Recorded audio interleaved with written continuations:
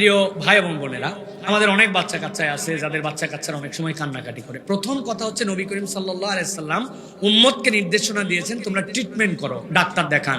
ওই বাচ্চার কি শ্বাসে কষ্ট, বুকে কষ্ট, পেটে গ্যাস আছে কিনা, অন্য কোনো সমস্যা আছে কিনা ডাক্তার দেখান। এই ডাক্তার দেখানোর পরে ওষুধ খান, ট্রিটমেন্ট, সাথে সাথে বাচ্চার জন্য রুকিয়া করেন।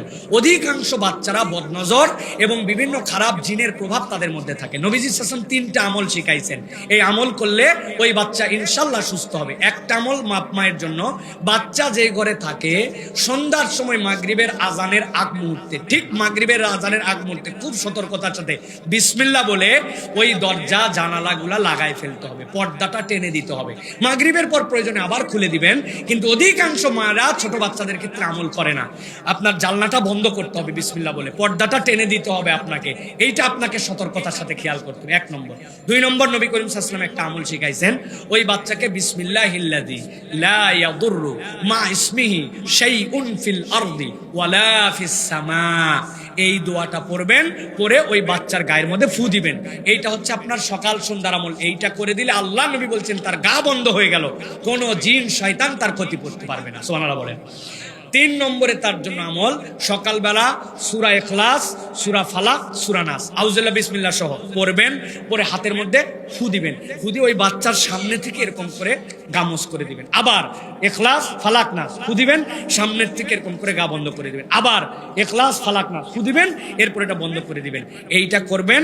আর একটা আমল অনেকে বলে সরিষার তেল আছে না, ওই সরিষার তেলের মধ্যে সূরা ফাতিহা 7 বার করে ফু দিবেন, দিয়ে 7 জায়গায় লাগাবেন। ওই তেলটা নিবে মাথার তালুতে একটু লাগাই দিবে, এরকম করে নখে নিবে, 2 কানের মধ্যে লাগাই দিবে। কয় জায়গা হলো? 3 জায়গা। কি রে ভাই, ভুল হিসাব করেন কেন? মাথা, 2 কান, কয় জায়গা? এরপর আবার একটু তেল নিবে, 2 নাক, কয় জায়গা?